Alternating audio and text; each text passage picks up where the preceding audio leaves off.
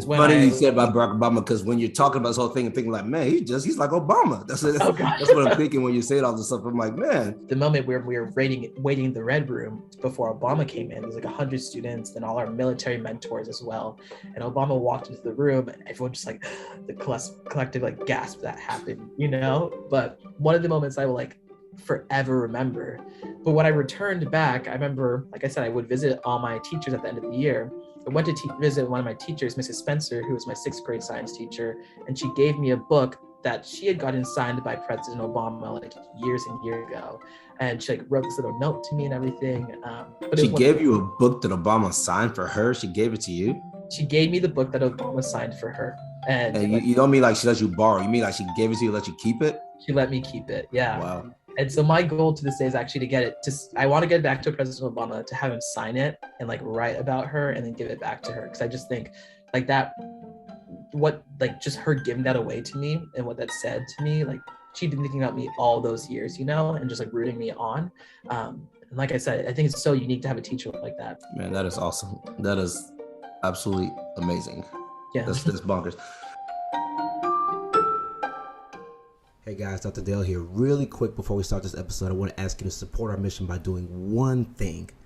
Just subscribe. Subscribe to our YouTube channel or our podcast channel, whichever one you listen to. Just hit that subscribe button. The way our podcasts get out there is by you guys liking it, by subscribing, and of course by sharing as well. So if you do one of those things for us right now, we really appreciate it. We work very hard to make these episodes for you guys. We work very hard to get them out for you guys and just to try to uplift the entire community. So if you can help us out by doing one of those things, subscribe, share, or like every time. I really appreciate it. Love you guys. What is up, fam? It's Dr. Dale, the author of How to Raise a Dr. Wisdom from Parents Who Did It, the author of Black Men in White Coats, author of the Dr. Doc Children's series, the author of Pre-Med Mondays, the author of A Doctor's Guide to Self-Publishing. That just came out on Amazon recently. Make sure you grab a copy. Look at the links below. You can grab all that stuff down below as well. And this is a Black Men in White Coats podcast, a place where Black clinicians have the platform to share their stories with listeners like you. Super, super excited about today's guest. Super excited, man. I'm trying to tell you, this guy is killing it. He is killing it. Before I introduce him to you, got to give you guys an update, right? So it never really went away, but we just haven't announced in a while. But we're back. We're giving out money for MCATs, all right? So if you all are taking the MCAT, just go around, look down low below. There's going to be a link around here somewhere. Click on that link. I think it's blackmenandwhitecoats.org/MCAT. I'm pretty sure that's the link, right? But look in the description of this podcast episode. Click on it. Apply. It's going to take you all of like 5-10 minutes or something like that. And we are paying for people's MCATs, okay? We're going to pay for MCATs. We don't want you to have to come out of pocket for it for no reason. We got the money in the bank. We want to give it to you. So if you're pre-med, trying to go to med school, about to take the MCAT, we got you, all right? We want to cover that for you, all right? So that's the biggest announcement we've got. But otherwise, I mean, the summits are back on and popping. Let me tell you, we've got 20 lined up already that we're planning for over the next year. And we're just going to keep on stacking these bad boys up, all right? So be on the lookout. We'll start sending emails out pretty soon here. Chicago Summit is going to be the first one coming back up here soon again. But be on the lookout for your emails. Check all that stuff, right? Because these summits are on and popping, and you're going to want to be there, okay? So today's guest, man, this dude is straight killing it. When I say killing it, man, I mean, all you got to do is go to his Instagram page. I'm not on TikTok, but I see his TikTok stuff still somehow. I'm not on TikTok. I still know about him on TikTok, right? Check out his TikTok stuff, man. I think he's got like over, I looked this up, I think it's over like 45 million impressions or something like that. And like over 450,000 followers. So he's just killing it. And it's not just like he's up there just doing random stuff, right? He's up there like dropping knowledge and talking about bias and all sorts of stuff, like educating the public, and he's just absolutely killing. So I'm super excited to have him because it's a different genre. Let me say his name and introduce him real fast, and then we'll get into talking because I want to dive into a lot of this on the show, right? So I've got student Dr. Joel Brevel, med student right now. We're just talking, he's preparing to start looking at applying for the next step residency, but right now he's a med student, not just a med student. He's got to be one of the top med students in the country, just absolutely killing it. So Joel, super excited to have you on the show today, man. How you doing? I'm doing well. Better now talking to you. I mean, I've been following this for so long, so this is amazing and surreal for me to be here today. Yeah. So you know what I was gonna say, but I wanted to introduce you first. Like, So I think about when we started Black Men in White Coats, none of this stuff existed, right? So when we started Black Men in White Coats, wasn't nothing about Black doctors on social media. That's why we started Black Men in White Coats, because it didn't exist, right? So we started Black Men in White Coats, and we kind of did things, not just as other people were getting involved and such, but a little bit of a buzz about like diversity in medicine and Black men specifically on social media started to happen when we started putting our videos up, right? And for us back then, it was big. We put up a video, it'd get like, 100,000 views in a few days, right? And that was huge back then, right? But I'm super excited about you because you're one of the guys who's just completely taking things to like a whole different level compared to what we even come close to, right? We came off. So you come on here and I can't even imagine how many views you get when you put something up, right? But you've taken that social media thing, advancing healthcare through talking about bias and things about diversity and progressive medicine. You're taking it to a whole different level. And I'm going to get to your backstory, but let's just start off with how in the world were you able to crack social media like that and just take things to a different level? Because a lot of people want to do what you're doing and it's not that easy, right?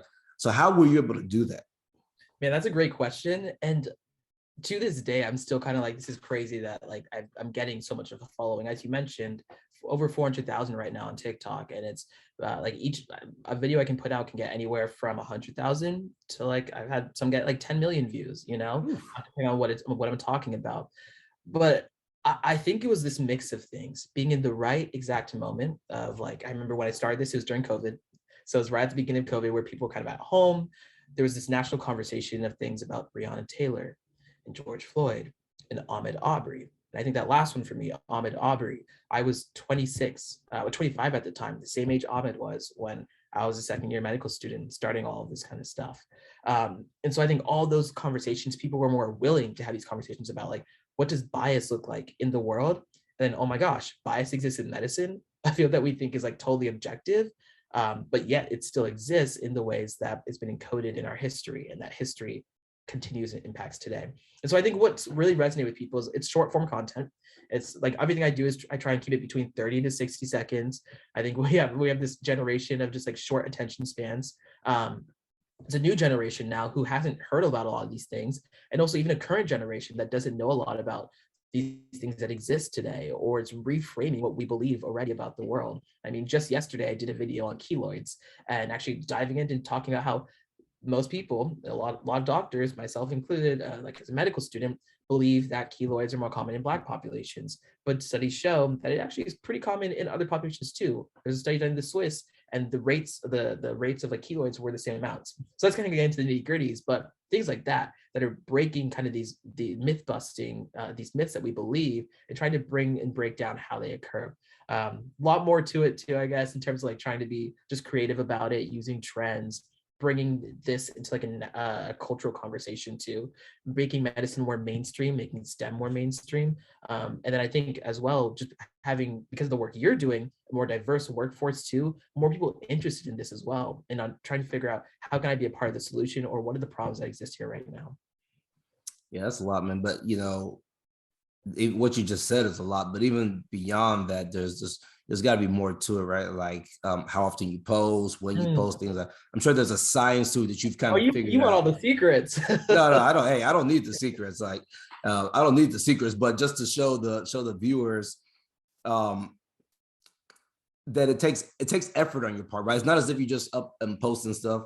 So I'll tell you the way we work, Black Men in White Coats. So I'm not like it's people don't understand when I say this, and this kind of gets into the secrets of how we operate, which I won't get into as well. But I don't like our MO is not like the following on social media, right? We do things through a different channel than social media stuff, really.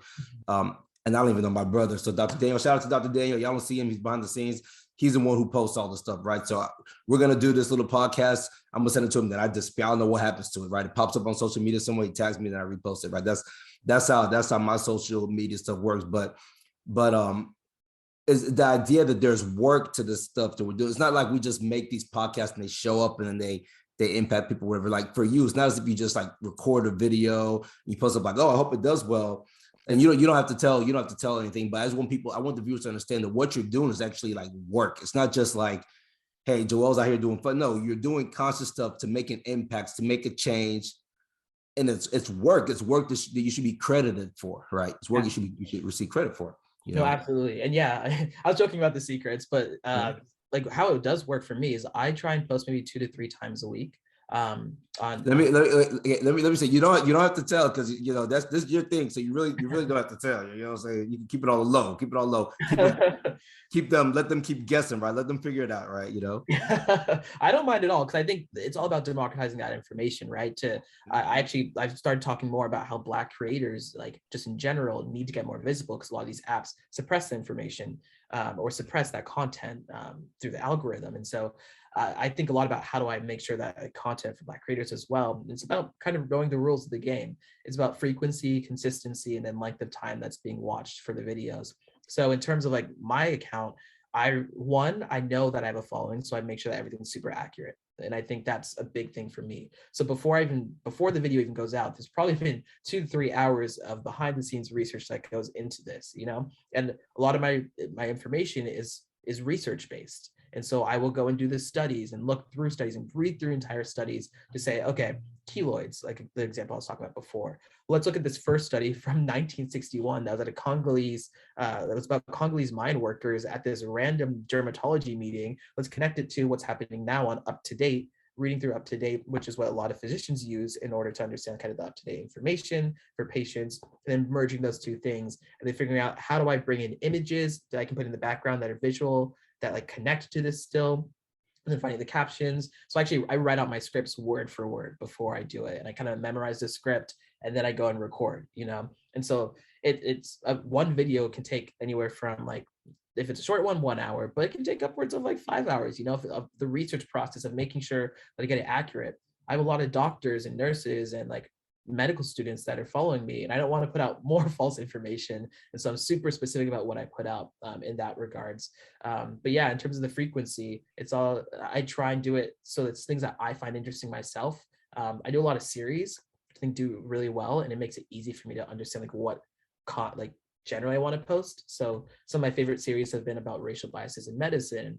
I actually just did a woke Black history series, which I loved. And it was about highlighting individuals in history, Black individuals in history in the STEM fields and beyond, that have done amazing work that you probably didn't learn about in school.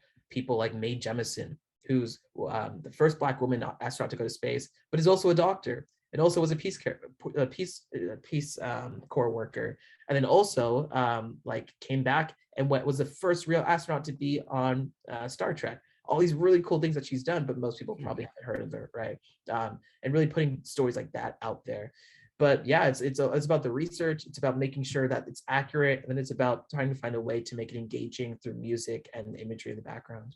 Yeah, that's awesome. And the cool things about it is, number one is you're learning while you're doing that also, right? So it's contributing to your own education, and also number two is like you've established like curriculum. It's like a curriculum people can go there. But okay, let's rewind. I had to get the social media thing just out of the way, because you're a giant. You're a giant in the social media space. Like definitely one of the. I don't know if there's anyone bigger than you specifically in terms of as it pertains to things that pertain to diversity and social media, TikTok. I try to do social media. I'm not into it as much as I should be, maybe. But from what I've seen out there, you're kind of like the top dog in it. So kudos to you for handling your business out there with that. Thank you. So let's go back to childhood, right? I like taking this all the way back to childhood. Tell me about when you decided you wanted to become a medical doctor. Tell me about that. Was it when you were young, or as you got older? What was the thing that made Joel say, "Hey, you know what? I think I could do this medicine thing"? Yeah. So I think there's two things, and there's parents, and then there's like these series of crucible moments. So both my parents are from Ghana, West Africa. They were born there. We immigrated to Canada first, where I was actually born. I was born in Canada, and then to the United States afterwards. I live a little bit north of Seattle, is where I grew up. And so I call myself a third culture kid. I've kind of been in all these different cultures and like trying to figure out who I am. And I think that has been a huge play for who I am and like why I'm in medicine, because I found storytelling and like understanding identity to be huge. I think that's a lot of what doctors do. You're seeing people from all different aspects of life. But in terms of like, did I always know I wanted to be a doctor? Not really. I think I knew I wanted to be in a field that helps people. I think that's the classic thing you hear. And so I actually thought I wanted to be a vet for a long time, because I loved animals, and I still love animals. But as I kind of grew up, I had some experiences that put me in the medical field. which were amazing. As a freshman inside high school, I got an internship at Seattle Children's Hospital, and I'd been interested in the medical field to just understand what it was about. And during my internship, I was I worked in the dialysis ward for kids. And so it was people that were 10 to 14 years old having to go and get, their kidneys weren't working well. That's what dialysis does. And so they were going into this ward to kind of help get the toxins and the bad stuff filtered out of their bodies. So my job at that time was literally just to sit with the kids and play games with them or read books with them. And when was this for you again? How old were you at this time? This was my freshman summer of high school.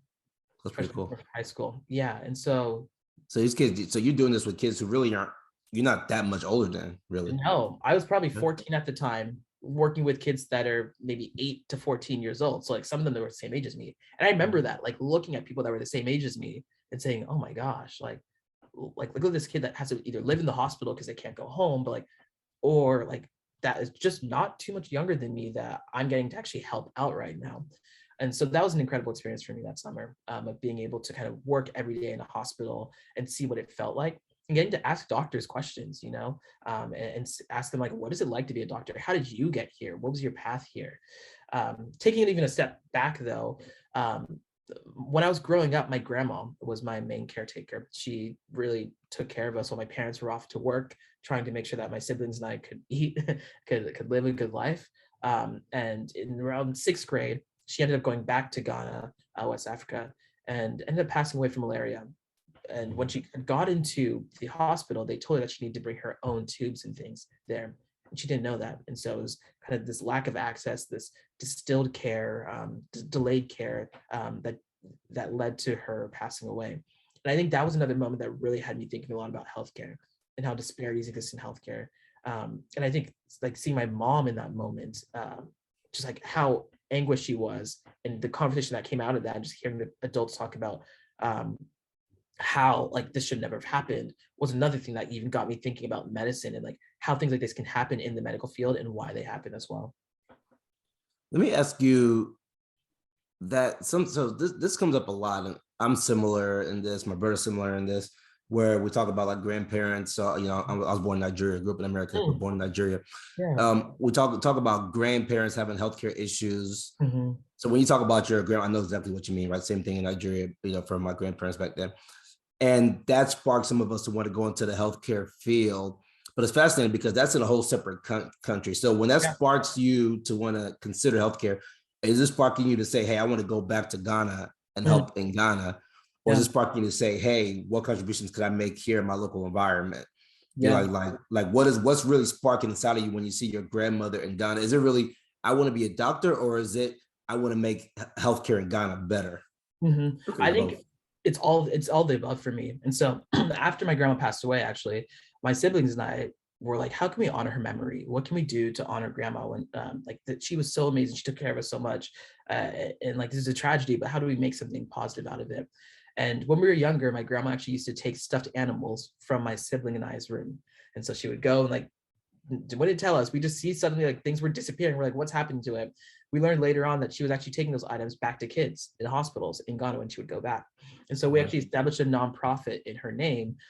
It's called Hugs for Ghana now. Hugs for, okay. So that's where Hugs for comes from, okay. Yeah. So we started that nonprofit in her memory to really start raising school supplies, raising medical supplies, raising stuffed animals, and then taking them actually to Ghana. And the whole idea of that was to use our community to raise awareness about like that the world existed beyond just our community. Didn't even talk about this, but my community was very white.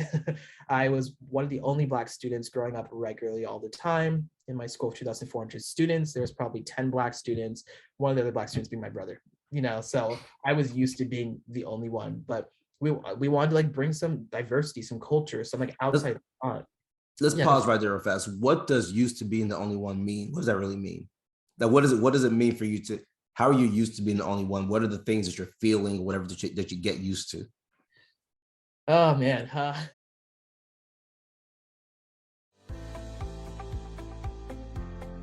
One thing that I hope to share with our young people of all colors, all genders, is that it gets better. It always gets better. I grew up in poverty and worked through medical school and undergraduate to get to where I am, and anything is possible. as long as you have a great network. And I want to be that service to people who are coming up in the ranks. We hope you'll be able to make it to the Black Men in White Coat Summit. We'll see you there.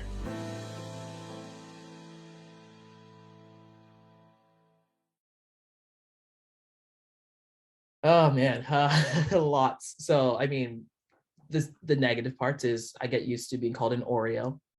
Things saying like I'm black on the outside but white on the inside. Being used to being told, Joelle, you don't act like a black person. Why don't you sag your pants? Being used to saying like people saying things like, oh, like why are you always the first one to finish your algebra questions? And getting used to having to stand up for myself too, in terms of like questioning. And I actually think this relates very directly to the things I do now, of learning how to actually push back on what people were saying and asking them, why do you think I act white? What do you think it means? And I was doing this literally as a middle school student. People would say like, you act white. And I would say, what does that mean? They'd say, oh, like you are on in all the honors and AP classes. I'd be like, what does that mean? And they're like, oh, you're smart. I'm like, are you saying that black people can't be smart?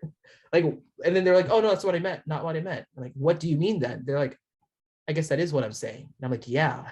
And I feel like literally from like middle school, I was having to defend myself against like everything, being the only one and feeling like different in a way from what people expected of me, which was very strange, like the way that society puts these pressures and these expectations and stereotypes that we see in the media, which I'm sure we'll talk about a little bit, but onto us, right? And what our peers can actually push on us too.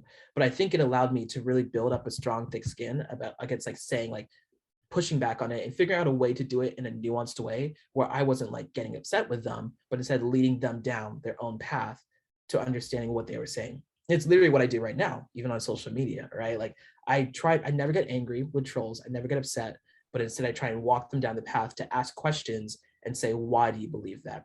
And what's the gap between the knowledge you have, the gap between the knowledge I have, and how do we meet in the middle there so that I can give you the knowledge I have to get you to where I am right now? And not saying I'm like the smartest in the room, but I think when there's a disagreement, it's because there's some information, whether it's history or so like how you grew up, that is discordant between two parties. And it's how do you actually fix that and get someone to understand it? And even if you don't agree, you can at least understand it.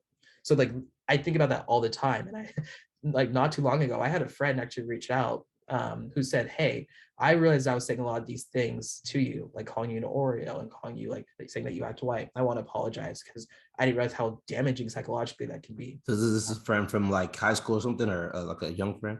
Yeah, young friend from high school who I remember them doing it, and I never backed down. I think that was the thing that really helped me out. So not backing down. So that's really fascinating. When you said people would say you act white, I thought you were going to say black people were saying you act white, but that wasn't. Maybe that might have been something, but that wasn't. So even white individuals were saying that you act white.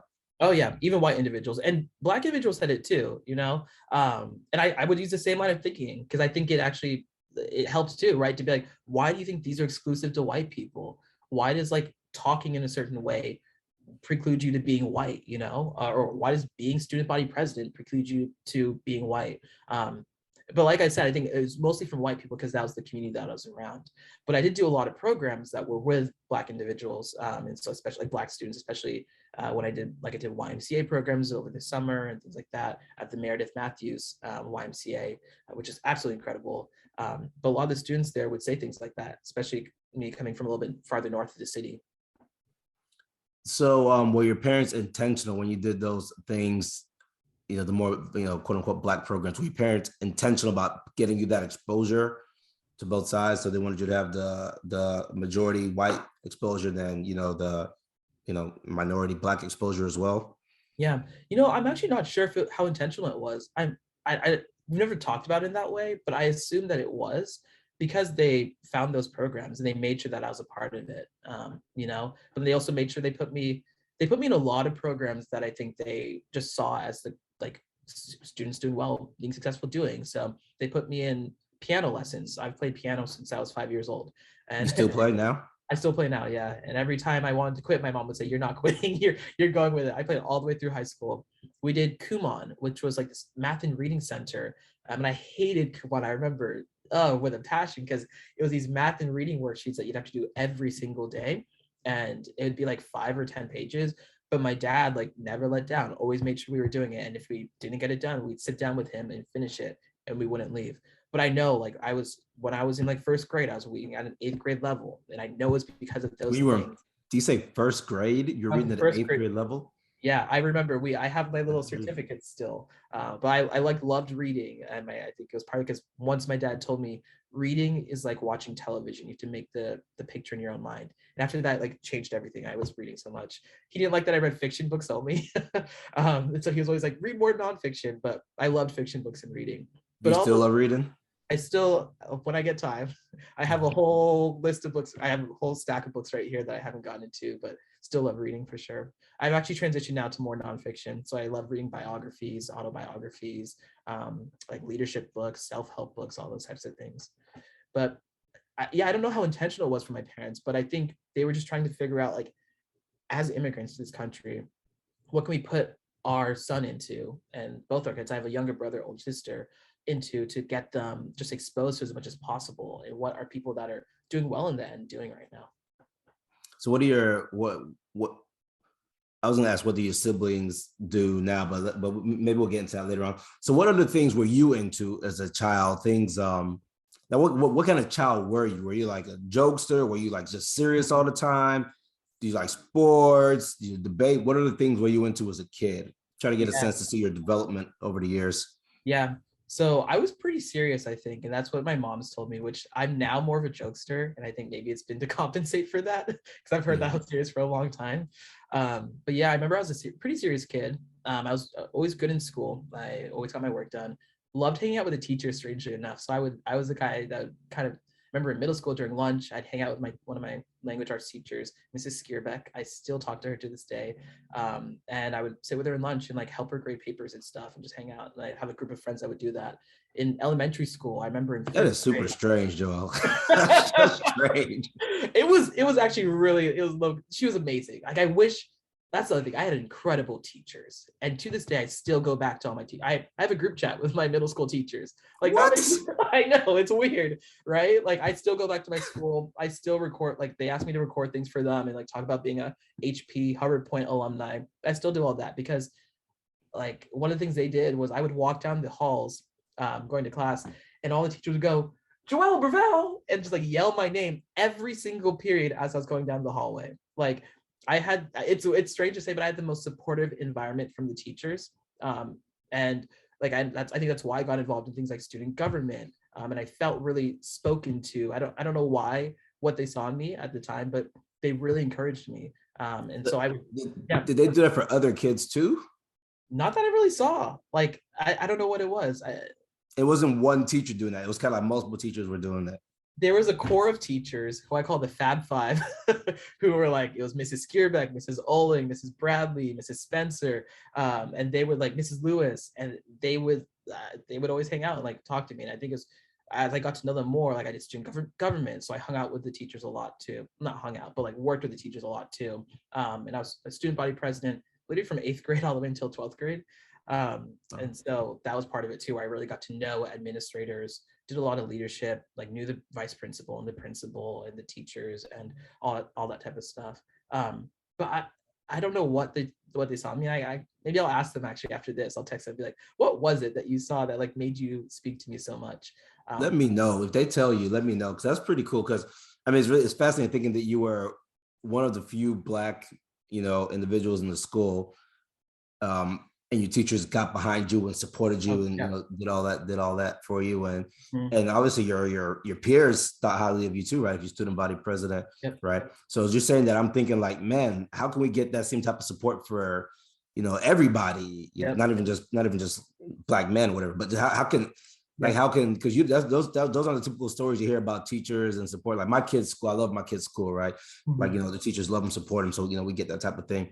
But how do you get teachers to, like, what was it in you that made the teachers, the question you're going to ask them, right? What did they see in you that made them encouraged and enthused to support you that way, right? Like, how can all teachers get that same feeling to support your kids like that? That'd be amazing. Imagine what that would do for, kids' development. Obviously it worked. Absolutely. And I mean, I think about that a lot. And I do a lot of mentorship now. I've led multiple mentorship programs, both when I was in college and also even now. I do mentorship. I started a mentorship program here in my local community. And I think part of the reason why is because I know how impactful it was for those teachers on me and how much I still think about them.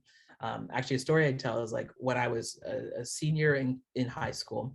Well, I'll tell two stories, and they're both actually about Barack Obama. So first, It's when funny I you said about Barack Obama, because when you're talking about this whole thing and thinking like, man, he's like Obama. That's oh gosh. that's what I'm thinking when you say all this stuff. I'm like, man. And I was gonna ask you about, would you ever consider politics and stuff like that? That was coming in my mind, but you weren't born here anyway, so you can't be president. But yeah, I don't think I want to be president anymore. At one point, I did want to be president, but not anymore. But in 8th grade, when I was running for student body president for the first time, it was the same year that Obama was running for office. And I honestly think that's partly, it sounds weird to say, but partly why I won. People would call me Obama walking down the hall, like my friends and the other kids. I mean, partly because I was Black, I was like one of the few Black students, but I was fine with it because I knew I was running for student government. I was treasurer in my 7th grade year. And I think that was like, I looked up to Obama so much, and everyone kind of knew it in the school. And so when he won, like, I still remember the moment my mom like cheering, and I was like, this is amazing, and came to school and watched inauguration in Mrs. Ricardo's class. What year was that? What was Obama's? 2009, 2008, 2009. 2008, 2009. Okay, I was gonna say, I was trying to see if it lined up with, because I was my first year in med school, I was president. I was gonna say, I wonder if that's the same effect, but I was a little bit before. I was 06, so I was before that happened. That's fascinating. Okay. Yeah, but I remember like it was a huge impact on me. I think about this all the time. But so after that, literally, like I said, I loved Obama, and I wanted to try and find a way to meet him. Like every single time, I'd be like, how do I get to go to the White House? Well, how do I get to go? Well, I found out about this program that's called the United States Senate Youth Program, where they choose 2 students from every single state in order to go to the White House and spend a week in Washington, D.C. doing all of this kind of work, where you get to meet a lot of politicians and like literally like the head of FBI, CIA, U.S. Department of Transportation, U.S. Secretary of State, everyone. And so I ended up applying for that program because I learned that in order to apply, you had to do student government, which is why I kind of did student government all those years. And then I had to go to the specific leadership camp. And after leadership camp, you had to like apply, do interviews. Once you got past those interviews, you had to go down to the Capitol, Olympia, and actually take a written test and then have an interview by like a panel of like 12 different people. But I did all that. It was crazy. I did all that. And I was like, I'm going to meet Obama. I'm going to meet Obama. I ended up being one of the 2 students that won the scholarship. And so that year, like in March, right before I graduated, got to go to the White House, spent a week in DC, one of the most incredible experiences I've ever had. Of just like, just like setting me on the path, just being like, I'm like doing the right thing right now. It is amazing to see what can happen. And like, I remember the moment where we were waiting in the Red Room before Obama came in. There's like 100 students, then all our military mentors as well. And Obama walked into the room, and everyone just like the collective like gasp that happened, But one of the moments I will like forever remember. But when I returned back, I remember, like I said, I would visit all my teachers at the end of the year. I went to visit one of my teachers, Mrs. Spencer, who was my 6th grade science teacher, and she gave me a book that she had gotten signed by President Obama like years and years ago. And she like wrote this little note to me and everything. But she gave you a book that Obama signed for her? She gave it to you? She gave me the book that Obama signed for her. And like, you don't mean like she let you borrow. You mean like she gave it to you, let you keep it? She let me keep it, yeah. Wow. And so my goal to this day is actually to get it I want to get back to President Obama, to have him sign it and like write about her and then give it back to her. Because I just think like that, just her giving that away to me and what that said to me, like she'd been thinking about me all those years, and just like rooting me on. And like I said, I think it's so unique to have a teacher like that. But after that, I was like I love teaching. I love mentorship. I love that kind of stuff because of how many people poured into me for reasons that I don't know or understand, but I appreciate. Man, that is awesome. That is absolutely amazing. Yeah, that's bonkers. So okay, let's fast forward. So I got a good sense of the type of kid you were. Understand kind of some stuff that got you interested in medicine with the dialysis and such. Yale for undergrad, right? Mm-hmm. So what led to the decision for Yale? I mean, you went from, ultimate, West Coast, way over here, flew across the whole country to go to the other side, right? What led to that decision of Yale? Yeah.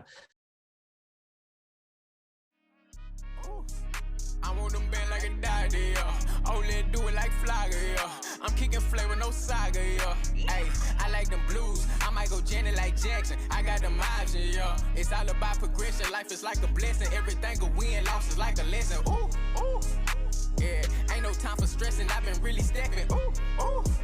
Yeah, if you wanna go get it, stop playing around. Really got on racks, ain't playing